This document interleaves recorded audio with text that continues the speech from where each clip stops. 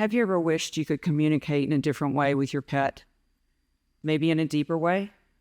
What about with others?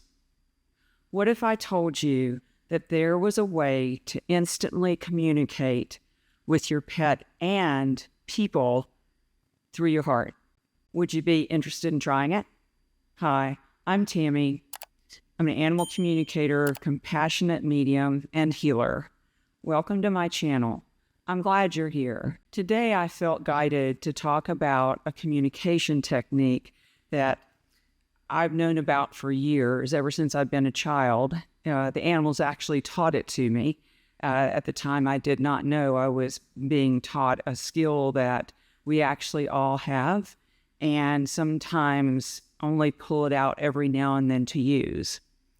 The reason I feel guided to talk to you about this today is the animals have guided me to do so, and I have little helpers right here and one right beside me, and they wanted me to share that all words have meaning and all communication has a tone and a voice, and that humans tend to speak from their minds, whereas animals communicate from their heart center, from their whole being. And so this technique that I want to share with you today is called heart telepathy. How many of you spend time in your hearts in any given day? Do you check in? Do you even notice? Do you notice what you're feeling or how your words may be impacting others? Heart telepathy is nonverbal, it's highly intuitive, and it's the fastest, most direct way to actually speak honestly and get to the bottom of things. So when I was a child, I would be outside a lot and I would notice the adults talking, and they always seem to be worried about something. They always seem to be discussing some important this or that, and there's usually a crisis or a drama attached to it. But the animals would gather around me and show me that humans tend to block their hearts or hide behind certain things, whereas animals just show up with who they are and how they're feeling.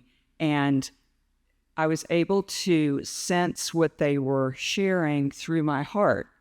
Now, as a child, I didn't realize that.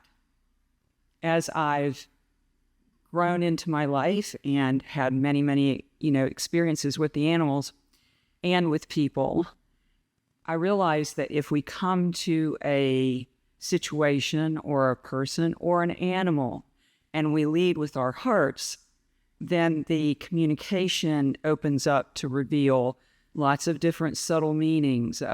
You'll get, I used to get shown things where a person might be saying they were fine, but yet they were hurting terribly underneath. And so this heart telepathy in today's time, I think is really, really important to just consider. So I want to give you a little example. How many of you have photos on your phone of your pets? I'll bet you have 1,000, if not many more than that. Why don't you pull one out right now? Take a look at that photo. Take a look at your pet and notice your instant reaction. Notice what you feel. Where do you feel it? Do you feel it in your head? Do you feel it in your hand? Do you feel it in your heart? My sense is if you have pulled out a photo of your pet, you're feeling it in your heart, and your heart may be smiling. And no matter what day you would have had, it's probably a much better day and an instant mood lifter to see your pet. Animals tend to activate our hearts naturally, whereas, as I said, we tend to control that piece and go through our day and can be very defended, very guarded, very controlled. But when we bump up to animals, it's like we can relax and be ourselves. Our heart doors open. In Asheville, where we've had Hurricane Helene, we're still in recovery. We're still picking up the pieces. I go out and there are piles of, branches everywhere. There are telephone poles still down, telephone cables lying around. And so you're visually seeing the pieces that have been shaken up. All the ground has been loosened by landslides where it's just taken out complete woods and homes. And it affects you because you walk around and you visually see it. And then I've noticed that people are communicating more from their heart, which is what I love because it's who we are. It's our essence. It's what connects us to each other. Just today, I went to a bakery. I stopped by on the way back from an appointment, and it had just opened. So I pulled in there, and I went in and got a cup of coffee and picked something else up, and I was getting my coffee ready, and there was a lady standing next to me, and she said, how did you do in the storm? And so I told her that, we had fared okay, but it was fairly harrowing. And she said, yeah, for me too. And I said, I'm just so glad they're open. My heart was so glad that this little bakery had opened back up with a limited menu and was serving and doing what they were here to do. And I listened to all the different conversations from the servers to the customers, and it was all about, gee, I'm so glad to be back, and oh my gosh, it's so good to see people, and how did you do? And we're going to get through this. That in itself is heart telepathy. You do it naturally when you open your heart and you reach out and you connect to another.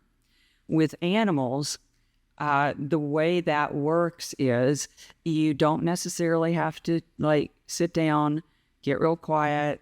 You can, and that's fine. And I do that plenty of times with my animals. In fact, my 2 girls have just decided they're going to go in for a nap right now. So they're settled. They're like, you've got this. But heart telepathy is an instant kind of connection with the animals, and you can sense what they need. You can sense what they feel if you pay attention. Now, if you're distracted and you're in your mind and you're looking at all your spreadsheets, and that's fine. We've got things to do. But as you do those things, maybe start practicing noticing what else is around you. Is your pet lying near you? A lot of times, pets will actually be the assist in an office. I know an author, and her pet would help her write. And so she would go to the office, the pet would go right, near her. And the inspiration that came through with this pet in her life that she had just newly adopted was tremendous. And the book that emerged was a great service to humanity. So animals are always, always helping us connect to ourselves, helping us connect to our hearts. And so for you, notice as you're going through your day, what is around you? Take pulse. Where are you? Are you in your head? Are you in your heart? You're standing in line at the grocery store. What are you noticing? I notice a lot of people are checked out. They're not present.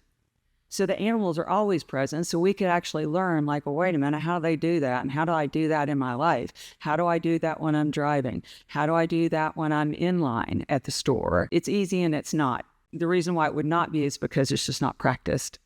It is easy to do.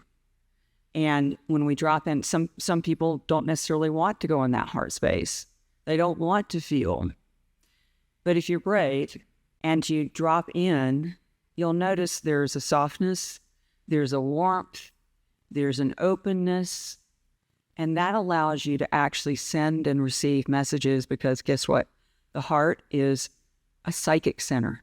It's a receptive center. It's a flowing going both ways. So naturally with our animals, we're already opened up, our hearts are soft, and that's how you can communicate in that space of, as you notice you're feeling that warmth and softness with your pet, anchor that in. Pay attention to how that feels in your body, and then send your pet a little message. You could send it via a feeling, which is easy and great to do, and they'll receive it. You can send a visual, pick something like a ball and see a ball rolling to them. It's this heart resonance. It's like we vibe together. But we do that, we can do that with people as well. It's just it's not as practiced. So let me tell you about yesterday. I had somebody come here and they were telling me about their experience in the hurricane and how it's still very devastating. Their community was wiped out by landslide after landslide and whole rows of houses just leveled. And the people that came out trying to help others, the community that pulled together, the heroism that happened. And she was talking about a father who had tried to save his son and grabbed him, pulled him up high, held him up as high as he could, was able to get help for him, and then he got washed away.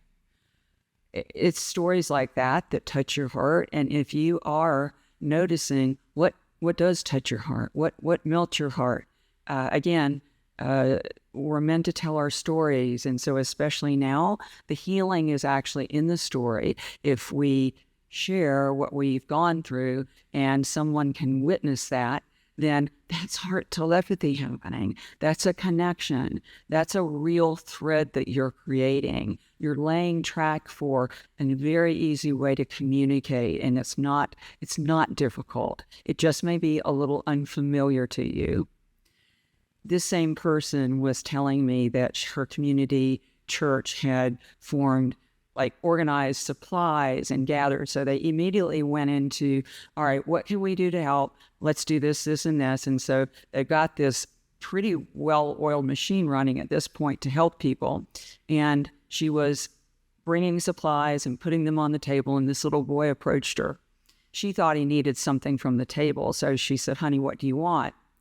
And he said, well, what is your name? And she said, well, you can call me Nanny, I think is what she said.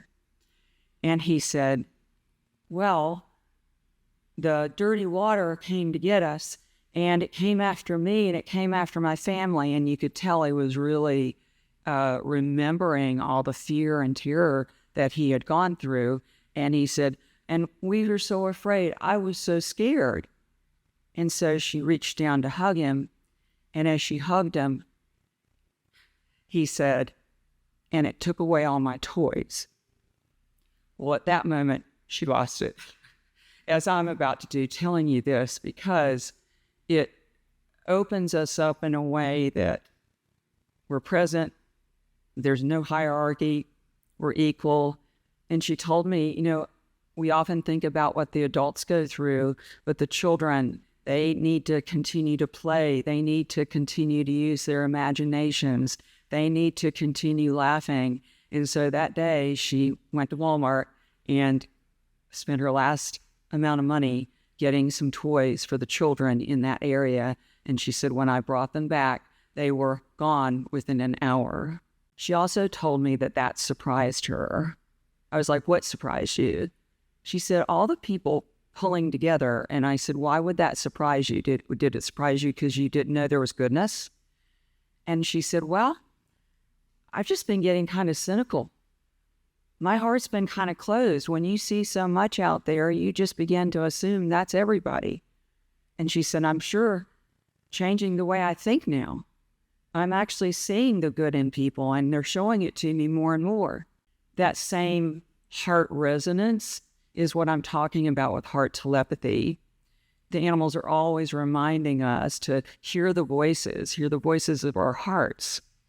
And the person today got on the phone and said basically the same thing, that he had been getting very discouraged with what's going on in the world, very unhappy and feeling cut off from things.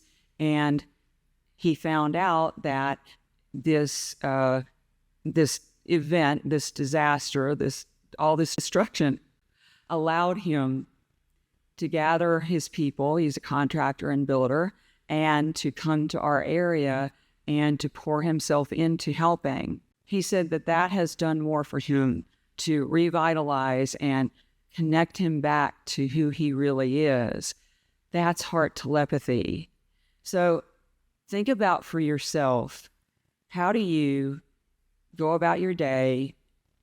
What opens you? What blocks you? Are you guarded? Are you guarded now? Or are you open? Very recently during this period, I had a little dog named Minnie pass. Now, when I went to another location where my animal sanctuary is, when I first saw her, and I see them quite frequently, she did not feel right to me. So I'd been sort of watching her and, getting her checked, and nothing was showing up. It's like, something in her energy field doesn't feel right. She was still eating, laughing, cutting up. She's part of a sweet, sweet little, I call them the little band of thieves, because they organize things in the house, and they'll go up and one will steal something and bring it back to the rest, and then they act all innocent. It's really cute. So, but she was the boss. She was known the boss. So I took her in, and she was, we discovered that she had many issues with, her pancreas and liver, and she really needed some help. So over the course of 2 to 3 weeks, little Minnie, she had a tiny little min pin, showed me that she was indeed in transition mode, and that she was loving every single second as she approached her transition. My job, and what I always step into, is what can I do to help? I'm here to support. Show me, lead me. We sat for many, many hours at a time, just hanging out. And I noticed over time, she would get up the fireplace and she would warm herself and soak up that, and then be with the other little ones. They would take turns being with her on the bed. And I would communicate with her through this heart telepathy I'm talking about to you.